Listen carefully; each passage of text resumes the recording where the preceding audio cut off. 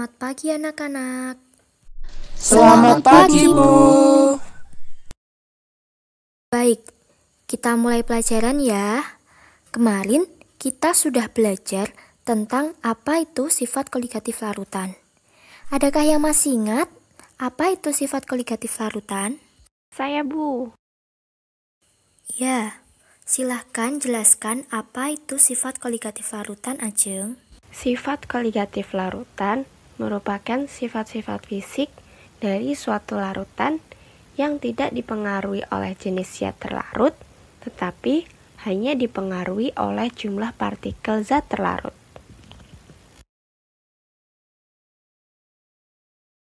Ya, benar. Nah, anak-anak sekalian, masih ingatkah apa saja sifat-sifat koligatif larutan? Masih, Bu. Coba Budi sebutkan. Sifat-sifat koligatif larutan antara lain penurunan tekanan uap, penurunan titik beku, kenaikan titik didih, serta tekanan osmosis. Benar sekali ya. Salah satu sifat koligatif larutan yang disebutkan oleh Budi tadi adalah penurunan titik beku. Sebelumnya, adakah yang tahu apa itu titik beku?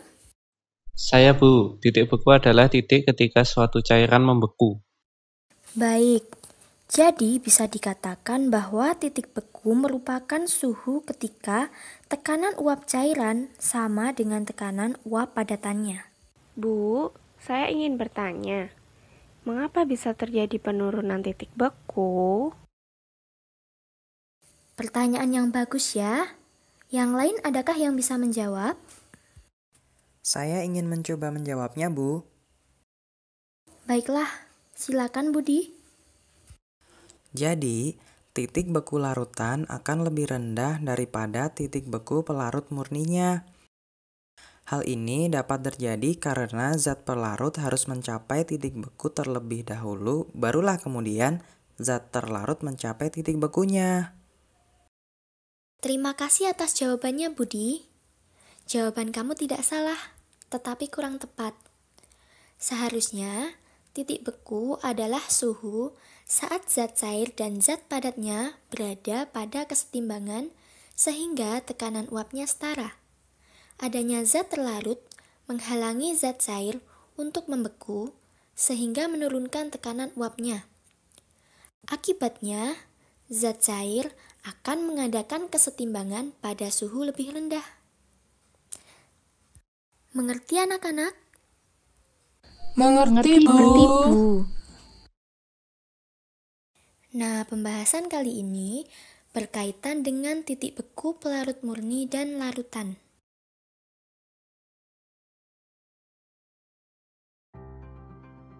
Langkah 1.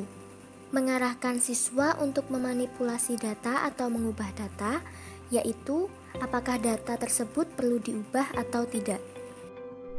Disajikan sebuah kasus yang dilengkapi dengan data sebagai berikut.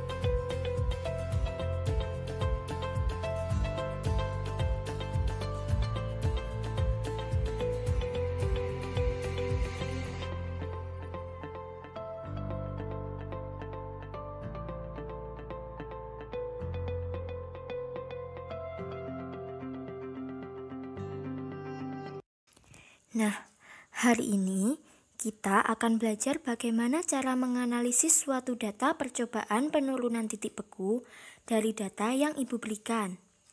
Seperti yang Ibu pesan kemarin, silakan persiapkan laptop dan bukalah Microsoft Excel setiap individu. Baik, Bu.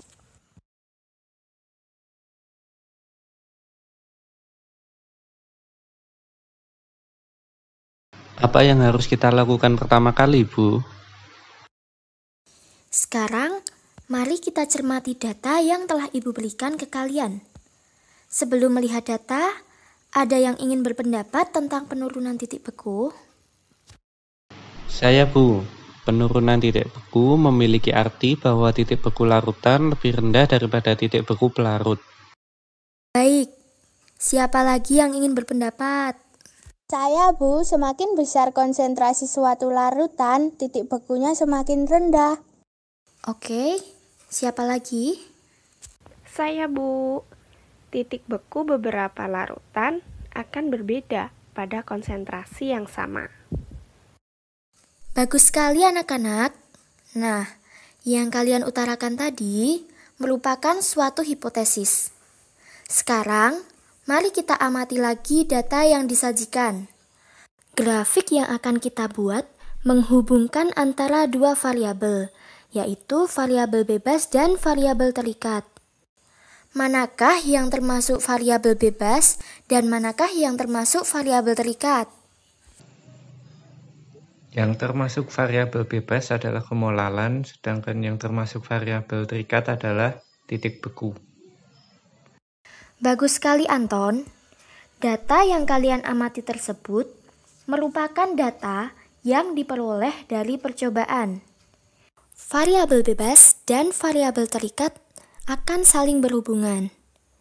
Nantinya, kita akan membuat grafik dari kedua variabel tersebut, yaitu molalitas dan titik bekunya. Kita juga bisa menghitung besarnya titik beku dengan menggunakan rumus yang telah Ibu jelaskan kemarin. Ada yang masih ingat bagaimana rumusnya? Saya, Bu. Rumus menghitung besarnya perubahan penurunan titik beku yaitu delta TF sama dengan M kali KF kali I untuk kelarutan elektrolit, dan delta TF sama dengan M kali KF untuk larutan non-elektrolit, di mana M adalah molalitas, KF adalah konstanta penurunan titik beku molal pelarut, dan I adalah faktor Van Hoff. Baik, ada yang masih ingat ya? Sekarang kita amati data dan pertanyaan di atas. Untuk menjawab pertanyaan terakhir, data ini akan kita ubah dalam bentuk grafik dengan menggunakan Microsoft Excel. Sekarang, mari kita jawab pertanyaan di atas bersama-sama dengan melihat data yang ada. Bagaimana perbandingan titik beku larutan dibanding titik beku pelarut? Seperti hipotesis yang dikemukakan oleh Anton tadi, titik beku larutan lebih rendah daripada titik beku pelarut. Iya, benar sekali Dini. Sebelum menjawab pertanyaan nomor 2, Ibu ingin bertanya. Menurut kalian, apa yang dimaksud dengan kemolalan? Saya ingin menjawabnya, Bu. Silakan Budi. Kemolalan adalah suatu besaran konsentrasi, menyatakan banyaknya mol zat terlarut dalam 1000 gram pelarut. Ya, tepat sekali. Nomor 2 dan 3, ada yang mau menjawab? Saya, Bu. Untuk yang nomor 2, bagaimana pengaruh kemolalan larutan urea terhadap titik beku larutan? Semakin besar kemolalannya, maka titik beku larutan urea akan semakin rendah. Untuk yang nomor 3, bagaimana pengaruh kemolalan larutan natrium klorida terhadap titik beku larutan? Sama, semakin besar kemolalannya, maka titik beku larutan natrium klorida akan semakin rendah. Bagaimana yang lain? Apakah setuju dengan jawaban Dini? Setuju. Bagus. Siapa yang ingin menjawab nomor 4? Saya. Pada kemolalan yang sama, bagaimana pengaruh natrium klorida dibanding dengan urea terhadap titik beku larutan? Pada kemolalan yang sama, titik beku natrium klorida lebih rendah daripada titik beku urea. Benar sekali. Sekarang, untuk menjawab pertanyaan nomor 5, coba kalian hitung berapa besarnya delta TF jika dihitung menggunakan rumus tadi. Kemudian, kalian masukkan ke dalam sebuah tabel. Baik, Bu.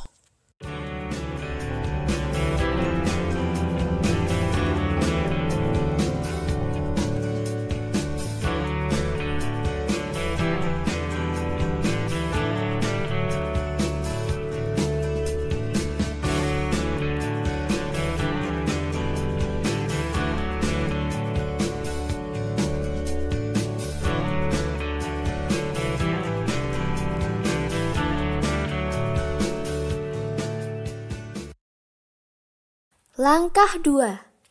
Mengarahkan siswa untuk menganalisis hubungan antar variabel. Sekarang, untuk menjawab nomor 6, yaitu hubungan antara dua variabel, coba kalian ubah data pengamatan yang Ibu berikan tadi, dan juga dari perhitungan dari tabel menjadi grafik. Baik, Bu. Bisa kan cara membuat grafiknya? Maaf, Bu. Cindy agak kesulitan. Kesulitan bagaimana, Sin? Coba Ibu lihat.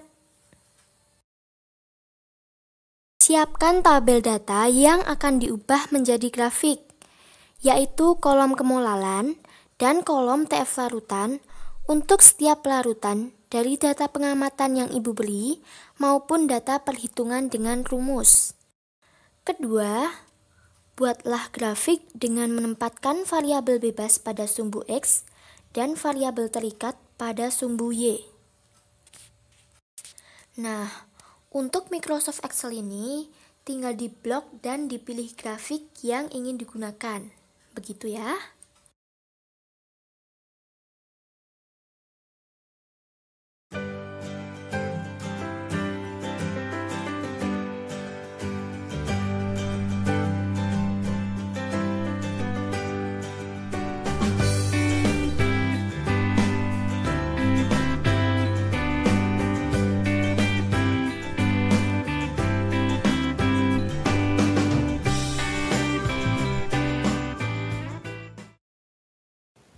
Wah, ternyata data percobaan dan data dari perhitungan hampir sama ya.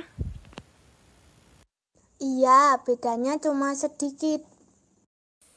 Berarti kecenderungannya memang semakin tinggi kemolalannya, maka titik bekunya semakin rendah ya, Sin. Iya, benar. Anak-anak, apakah sudah selesai membuat grafiknya? Menurut kalian, kenapa tidak sama persis? Ada banyak faktor yang mempengaruhi. Bisa jadi karena kesalahan praktikan atau karena kondisi lingkungan. Bisa juga karena zat yang digunakan telah terkontaminasi. Baik, sudah selesai membuat grafiknya? Sudah, Bu. Hasil percobaan mendekati dengan perhitungan menggunakan rumus, Bu.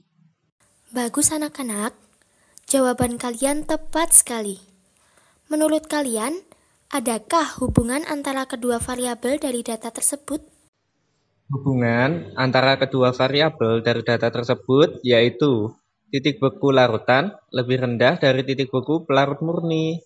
Kemudian, semakin tinggi konsentrasi suatu larutan, maka akan semakin rendah titik bekunya.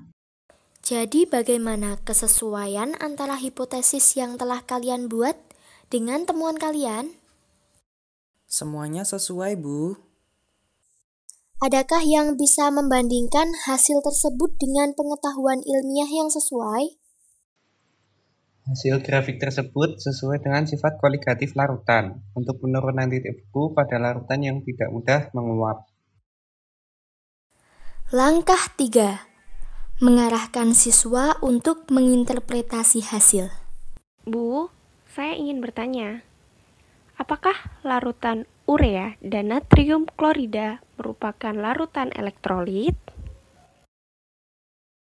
Larutan urea merupakan larutan yang tidak dapat menghantarkan arus listrik. Sedangkan natrium klorida merupakan larutan yang dapat menghantarkan arus listrik. Jadi menurut kamu, mana yang termasuk larutan elektrolit dan yang bukan larutan elektrolit?